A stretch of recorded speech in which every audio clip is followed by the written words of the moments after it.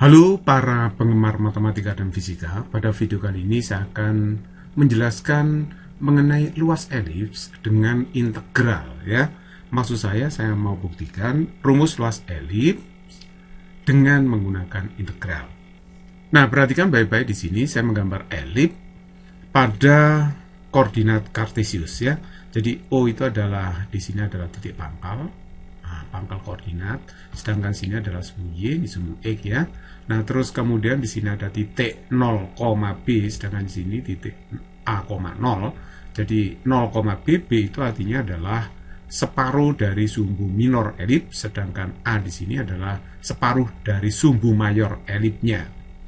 Persamaan elips ini akan memenuhi seperti ini. X kuadrat plus A kuadrat plus Y kuadrat plus B kuadrat sama dengan 1. Sekali lagi, di mana tadi A itu adalah separuh dari sumbu mayor, B itu adalah separuh dari sumbu minor gitu. Nah, saya bisa membuat persamaan ini menjadi seperti ini. Y kuadrat per B kuadrat sama dengan 1 min X kuadrat per A kuadrat. Nah, berarti Y kuadratnya bisa saya tulis B kuadrat dalam kurung 1 min X kuadrat per A kuadrat. Nah, kalau Y-nya yang saya cari, maka Y-nya itu adalah akar B kuadrat dalam kurung 1 min X kuadrat per A kuadrat. Nah, perhatikan sebenarnya Y ini kan plus minus ya, saya ambil positifnya saja. Oke, sedangkan sempurnanya seperti ini, Y itu sama dengan B, ya, B kuadrat di akar, keluar B akar 1 min X kuadrat per A kuadrat. Nah, saya sudah menemukan fungsinya secara eksplisit ya, fungsi elips Y terhadap X. Nah, sekarang untuk mencari luas seluruh bidang elips ini, saya akan menghitung salah satu luasnya saja ya, salah satu luas atau penggalan dari seluruh luas ini. Kalau kita lihat, ini ada bidang yang terletak pada kuadran 1. Ini kuadran 1 ya. Ini kuadran 2, kuadran 3, kuadran 4. Perhatikan luas masing-masing bagian di kuadran 1, 2, 3, dan 4 itu sama semua. Ya, luasnya sama. Jadi saya kalau menghitung luas seluruh elips ini, cukup menghitung salah satu luas bagian dari elips ini. Misalnya di kuadran 1 saja. Ya. Nah, oke, cara menghitungnya gampang sekali. Saya caranya menggunakan cuplikan berupa persegi panjang. Nah, lebarnya adalah dx. Nah, sedangkan panjangnya y. Jadi ini koordinatnya x, y. Jadi kalau begitu, luas dari cuplikan persegi panjang pada kuadran 1 ya, itu adalah dA1 sama dengan y kali dx. Jadi ini luas persegi panjang cuplikan ini ya. Y panjang kalikan lebar. Jadi Y kali dx. Jadi ini saya sebut dA1. Jadi luas cuplikan persegi panjang. Kalau saya hitung seluruhnya, berapa luas A1, yaitu bagian luas elips di kuadran 1, maka kita harus pakai integral. Ya kan? Nah, kalau kita mau mencari A1-nya, berarti integral dari 0 sampai A, karena saya menghitung luas elips di kuadran 1 aja, 0 sampai A yaitu y dx. Jadi ini hanya luasan elips pada kuadran 1 saja. Jadi ini ya, luasan yang ini pada kuadran 1 saja. Oke? Sekarang y-nya saya masukkan. Y-nya tadi kan ini ya. Y-nya itu B akar 1 min X kuadrat per A kuadrat kalikan dx. Nah, terus kemudian saya misalkan X-nya itu sama dengan A sin theta. Nah, misalnya gitu. Nah, terus kemudian kalau saya turunkan dx per d theta atau dx saja, itu berarti A cos theta kali d theta. Karena sin kalau diturunkan itu menjadi cos. Nah, kalau pada x 0, nah ini kan integralnya ke arah x ya, dari 0 sampai A. Kalau x-nya 0, maka theta-nya itu 0. Ya jelas dong, kalau x-nya ini 0, sin 0 kan, nah theta-nya itu harus 0. Sin 0, 0 soalnya ya. Jadi pada x 0, theta-nya sama dengan 0. Nah, kalau x-nya ini saya si A, kan di sini batas atasnya A. Kalau saya si A per A itu 1, sin theta-nya 1. Berarti theta-nya adalah setengah pi radian. Atau 90 derajat. Tapi harus dalam radian di sini ya. Oke, nah sekarang saya hapus dulu, saya geser ke atas. Nah, sekarang perhatikan, saya masukkan X A sin theta ke sini ya. Saya masukkan, jadi X-nya saya ganti A sin theta. Lalu kan ini dikuadrat, dibagi A kuadrat. Nah, sedangkan di X-nya itu saya ganti dengan A cos theta di theta. Nah, ini kan.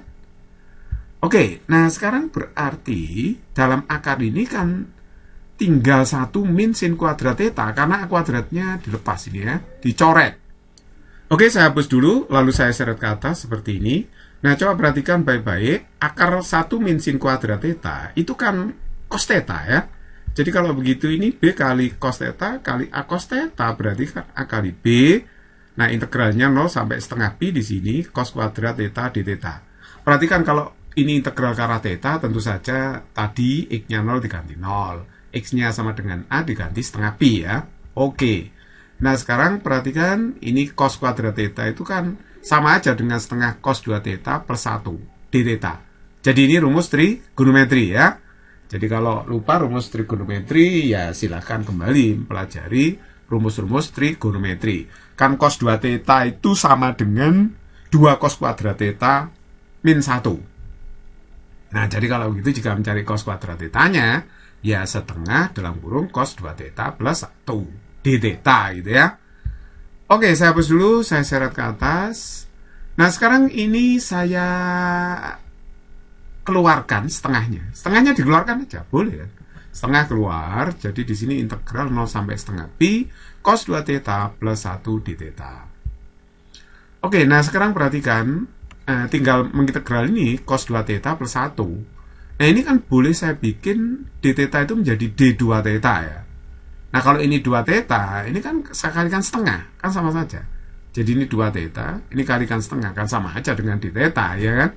Tidak merubah persamaan. Jadi ini manipulasi karena di sini cos 2 theta, maka d-nya 2 theta. Oke? Jadi kalau begitu di sini, kalau saya sederhanakan, jadinya seperti ini ya. Setengah keluar, jadi ini seperempat AB. Nah, dikalikan integral 0 sampai setengah pi cos 2 theta plus 1 d2 theta. Saya hapus, saya seret ke atas. Nah, sekarang kita integralkan cos 2 theta plus 1. Hasil integral cos 2 theta d2 theta itu sin 2 theta ya. Integral cos itu sin. Sedangkan theta diintegral menjadi 2 theta. Oke? Nah, batas integrasinya 0 sampai dengan setengah pi. Nah, sekarang saya masukkan setengah pi-nya ini. Jadi sin 2 kali setengah pi 2 theta, theta-nya setengah pi, saya masukkan, dikurangi dalam kurung, ya kan? Nah, nolnya saya masukkan, sin 2 kali 0 plus 2 kali 0. Oke? Jadi kalau begini tinggal setengah AB, sin pi, ya kan? Ini pi, dikurangi dengan sin 0, 0 ya. 2 kali 0, 0. Jadi dikurangi 0. Nah, sehingga ini sin pi radian, itu 0, sin 180 derajat. Ya, 0. Nah, pi-nya tetap di sini ya. Sehingga hasilnya A1 itu adalah seperempat pi AB. Ini kan pi hasilnya ya. Jadi seperempat pi AB. Jadi sekali lagi A1 itu adalah luas elip pada kuadran 1 saja. Jadi kalau saya menghitung luas total elipnya, A itu berarti 4 kali A1. Jadi ini luasnya kan A1, ini A1, A1, A1 semua. Sama luasnya. Jadi 4 kali A1. A1-nya kan seperempat pi AB. Nah, kalau saya kalikan berarti pi A kali B. Jadi inilah rumusan luas elip yang kita cari. Jadi luas elip itu adalah pi AB. Ya, pi-nya ya 3,14 atau 22/7. Nah, sedangkan A-nya ini di sini adalah setengah sumbu mayor, ya, satuannya meter. Kalau luas satuannya meter kuadrat ya dalam SI. Sedangkan B itu adalah setengah sumbu minor, satuannya meter gitu. Nah, A di sini adalah setengah sumbu mayor. Jadi kalau digambarkan ini ya, ini setengah sumbu mayor. Nah, sedangkan setengah sumbu minor kalau saya gambarkan seperti ini. Ini setengah sumbu minor. Kasus khusus ketika ya keadaan khusus ketika A sama dengan B, maka elip akan menjadi bentuk lingkaran. Jadi kalau A sama dengan B, ini akan bunderser, elip akan berbentuk lingkaran. Nah, misalkan dengan jari-jari A atau boleh B ya. Jadi akhirnya kalau B sama dengan A, maka B-nya boleh diganti A, akhirnya rumusnya kan ini. Jadi luasnya pi A kuadrat. Jadi sebenarnya lingkaran itu adalah elips dalam bentuk khusus ketika separuh sumbu mayor sama dengan separuh sumbu minor. Oke, saya sudahi sampai di sini. Semoga Anda paham.